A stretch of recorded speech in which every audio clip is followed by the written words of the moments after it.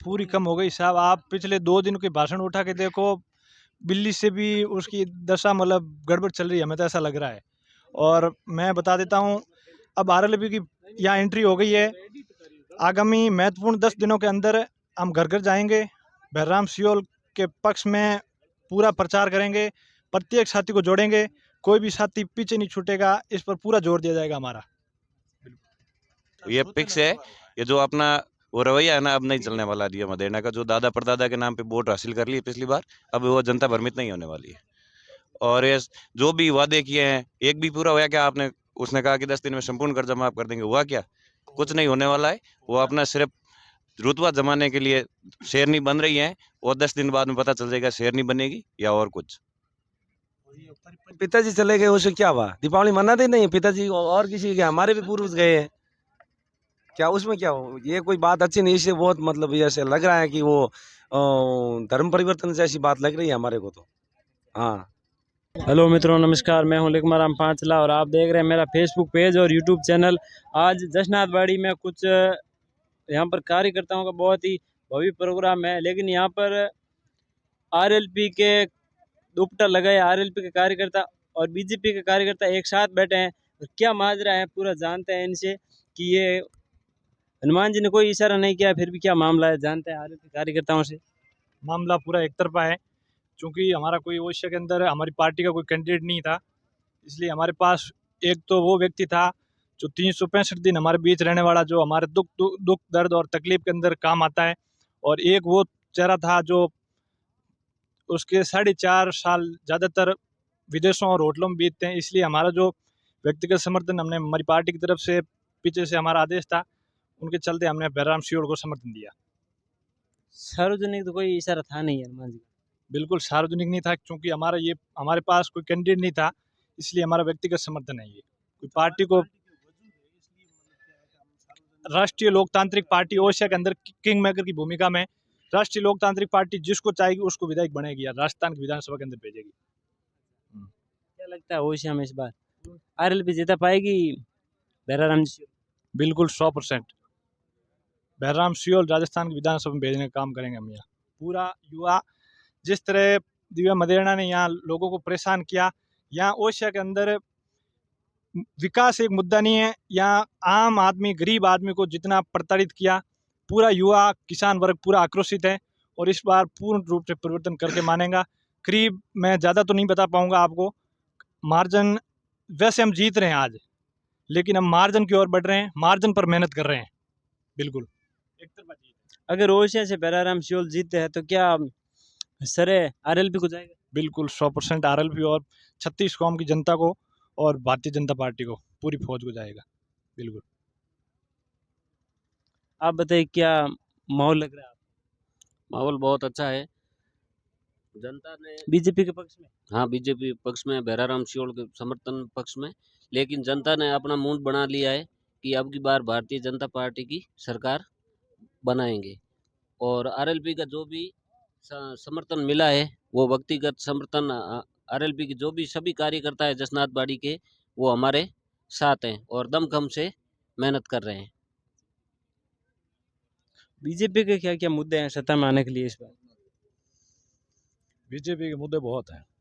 सबसे पहले तो ये राष्ट्र हित की बात करते हैं बीजेपी का कोई भी हो। हम राष्ट्र विरोधी पार्टी के साथ समर्थन कभी नहीं करेंगे, हम राष्ट्र हित में रहेंगे। और क्या पूछना है आपको, पूछो। कांग्रेस के पास तो 7 योजनाएं हैं, बीजेपी ने कोई मैनिफेस्टो जारी नहीं किया है, तो कोई ठोस योजना ऐसा कुछ नहीं है बीजेपी? नहीं तो कांग्रेस की मैनिफेस्ट क्या है? इनका जो है वो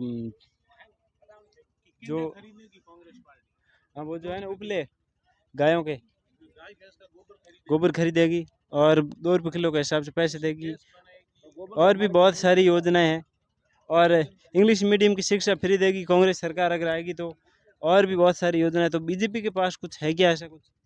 बीजेपी में बहुत सारे मुद्दे हैं, तो राष्ट्रीय लेवल के मुद्दे हैं, और शिक्षा तो फ्री बीजेपी भी दे रही है, इसमें कौन सी बड़ी बात है? शिक्षा हर जगह फ्री है भाई, 32-33 राज्य हैं, सब जगह फ्री है। जहाँ बीजेपी का राज है वहाँ भी फ्री है। ये बताओ कहीं माहौल लगे हमको? बहुत बड़ा तगड़ा है, बीजेपी का बहुत तगड़ा है। आरएलपी जिता दे बैर जी नमके बिल्कुल बिल्कुल। ते बीजेपी रहो आरएलपी रहो। मैं तो अगली बार तो बोतल दियो अपने बीजेपी के साथ में थेर तक बिल्कुल। आप बताओ कि कहीं माहौल है आरएलपी और बीजेपी रो ओशिया? देखो, ओसिया विधानसभा क्षेत्र में बहराराम जी सियोल को आरएलपी पार्टी की तरफ से सभी कार्यकर्ता बहुत तन मन धन से सहयोग कर रहे हैं। और ये खास है कि इनको एक अच्छी साजिश मिल गई है, जिनकी वजह से बहराराम जी सियोल उच्च वोटों से विजय प्राप्त करेंगे ओसिया में। और आरएलपी का प्रत्येक कार्यकर्ता, एक कार्यकर्ता 100 कांग्रेस कार्यकर्ताओं के बराबर है, और एक कार्यकर्ता इतनी भूमिका निभाएगा कि बहराराम सियोल को 100% विधायक बनाएगा। और ये हमारा आज का आपको पता ही चल जाएगा, यहाँ देख लो कि आरएलपी के कितने कार्यकर्ता हैं जो जसनाथ बाड़ी में आज बहराराम सियोल की इस जनसभा में आए। ओशिया क्षेत्र के कोई मुद्दे है क्या, स्थानीय मुद्दे? बहुत मुद्दे हैं ना साहब, कितना परेशान किया कांग्रेस की सरकार थी तब ओसिया ने। प्रति किसान को विजिलेंस देख लो हर चीज में, और फिर भी लाइट के लिए बहुत परेशान हुए हैं। इसलिए दिव्य मदेरनाथ कहती विजिलेंस आई नहीं है। वो तो कह सकती है ना, उसका राज है, वो कुछ भी कह सकती है। पर उसमें अब आप भी देख रहे हो ना, लिस्टें तो निकल रही है ना, और सब और धरातल पर सभी को पता है, आप मीडिया पर को पता ही है कि धरातल पर क्या हुआ है। ये फिक्स है, ये जो अपना वो रवैया है ना, अब नहीं चलने वाला दिया मदेरना का। जो दादा परदादा के नाम पे वोट हासिल कर लिए पिछली बार, अब वो जनता भ्रमित नहीं होने वाली है। और ये जो भी वादे किए हैं, एक भी पूरा हुआ क्या? आपने उसने कहा कि 10 दिन में संपूर्ण कर्जा माफ कर देंगे, हुआ क्या? कुछ नहीं होने वाला है। वो अपना सिर्फ रुतबा जमाने के लिए शेरनी बन रही है, और 10 दिन बाद में पता चल जाएगा शेरनी बनेगी या और कुछ। क्या चुनाव में अभी तक दिव्य मदेरना की जो मतलब दबंग आई है वो अभी तक बरकरार है या थोड़ी बहुत कम हुई है? अभी तक कम नहीं हुई है अभी? पूरी कम हो गई साहब। आप पिछले 2 दिन के भाषण उठा के देखो, बिल्ली से भी उसकी दशा मतलब गड़बड़ चल रही है, हमें तो ऐसा लग रहा है। और मैं बता देता हूँ, अब आरएलपी की यहाँ एंट्री हो गई है। आगामी महत्वपूर्ण 10 दिनों के अंदर हम घर घर जाएंगे, बहराम सियोल के पक्ष में पूरा प्रचार करेंगे, प्रत्येक साथी को जोड़ेंगे, कोई भी साथी पीछे नहीं छूटेगा, इस पर पूरा जोर दिया जाएगा हमारा। और आप बताओ कहीं किकर कहीं माहौल है, जीते कितने समीकरण है कहीं? देखो, मैं तो भारतीय जनता पार्टी से जुड़ा हुआ हूँ, माहौल बहुत अच्छा चल रहा है। एक जरूर नई खबर सुनी है, यहाँ की ओशिया विधायक का पूर्व की और अभी उस वर्तमान चुनाव लड़े हैं, वो बोल रही है कि हम दीपावली नहीं मनाएंगे। ये कैसा हो, दीपावली क्यों नहीं मनाएंगे? ये हमारे समझ में नहीं आ रहा है।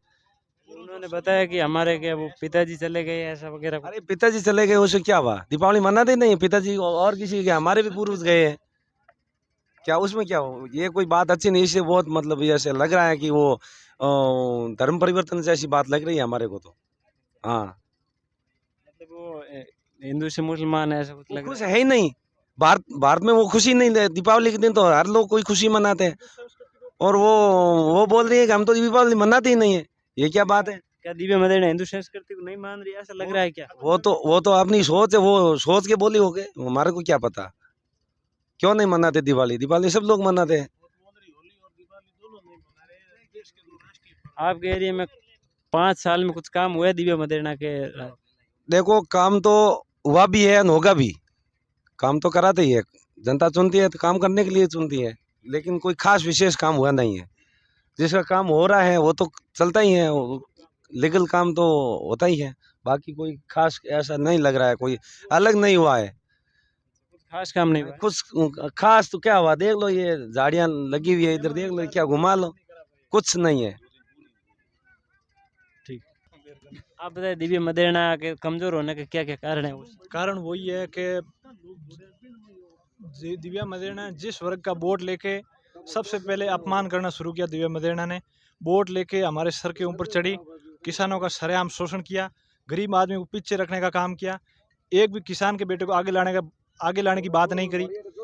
इसलिए इसके जो क्या कहते हैं वो बिचौलिए ज़्यादा हैं, इनकी वजह से यहाँ आम आदमी, गरीब आदमी जो अंतिम छोर पे बैठा व्यक्ति परेशान है, उसकी वजह से यही कारण है शायद हमारे हिसाब से। तो सीधा आदमी विदेश महोदय से नहीं मिल पाता है, बिचौलियों से मिलना पड़ता है। बिल्कुल, वैसे हमारे अंदर तो इतना आक्रोश है कि हम तो इसका नाम सुनना भी पसंद नहीं करते हैं, मिलना तो दूर की बात है।